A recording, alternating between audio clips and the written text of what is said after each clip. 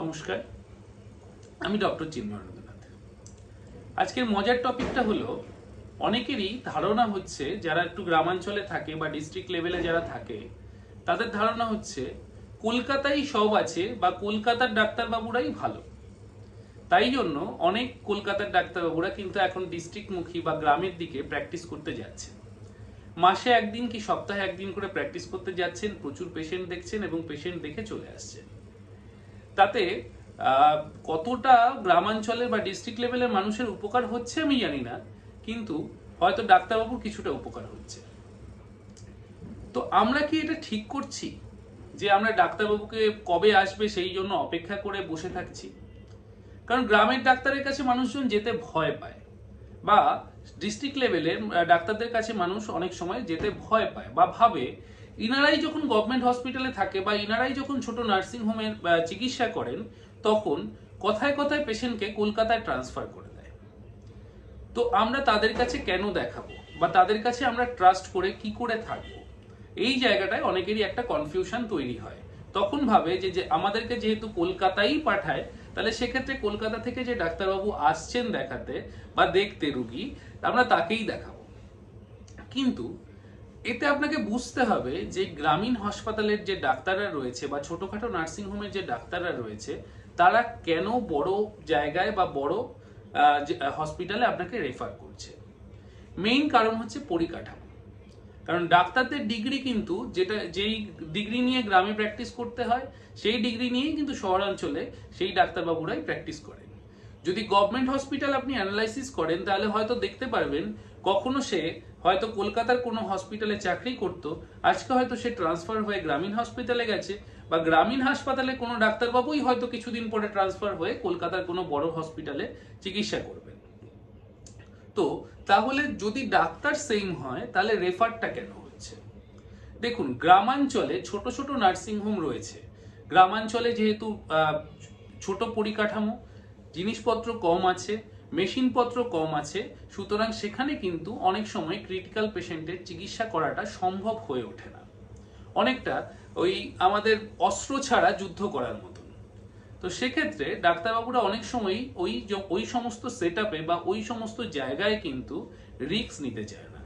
তার জন্য তখন বলে যে এইখানে কিন্তু আপনার পেশেন্টের হবে না। এইখানে হবে না মানে কিন্তু সবসময় যে ডাক্তারবাবুর দ্বারা হবে না সেটা নয়, মানে ওই পরিকাঠামোতে বসে আপনার চিকিৎসাটা করলে হয়তো আপনার প্রাণ সংশয় হতে পারে। সেই জন্যই ওই ডাক্তারবাবু হয়তো আপনাকে কোনো বড় নার্সিং হোমে বা বড় হসপিটালে শিফট করে দেয়। এইবারে আপনি ভাবলেন যে আমাকে এই ডাক্তারবাবু পাঠিয়ে দিচ্ছে, আমি তাহলে যাব না, আমি ওই কলকাতার যে ডাক্তারবাবু মাসে একদিন আসেন তার জন্য অপেক্ষা করি, তাকে আমি দেখাবো। দেখুন, কলকাতা থেকে যে ডাক্তারবাবু আপনাদের ওখানে যাবে বা আপনাদের ওখানে দেখাতে মানে রুগী দেখতে যাবে, উনি কিন্তু গোটা হসপিটাল মানে উনি হয়তো যে হাসপাতালে চাকরি করেন বা যে হাসপাতালের সঙ্গে উনি যুক্ত সেই হাসপাতালকে সঙ্গে করে নিয়ে যাবেন না। উনি পার্সোনালি একা যাবেন, উনি আপনাকে দেখবেন, দেখে এক্সামিন করবেন এবং আপনাকে ওষুধ দেবেন।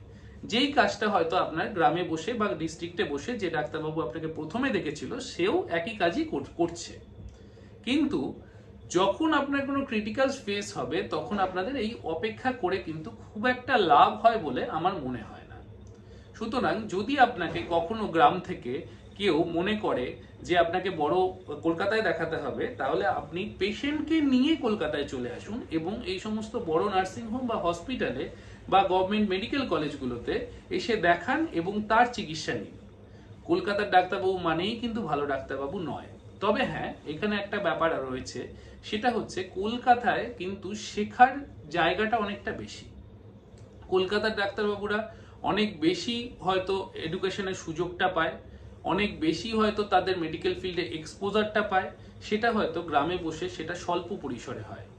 তো সেই জায়গা থেকে কিছু কিছু ক্ষেত্রে বা কিছু কিছু ডক্টর হয়তো কিছুটা এক্সেপশনালি ভালো হতে পারে বা তার এক্সপিরিয়েন্স হয়তো ভালো হতে পারে, কিন্তু এই কলকাতা থেকে আসছে বা কলকাতার ডাক্তারবাবু, এই টার্মটা কিন্তু খুব শুনতে খারাপ লাগে বা এই টার্মটায় কিন্তু আলটিমেটলি কোনো লাভ নেই।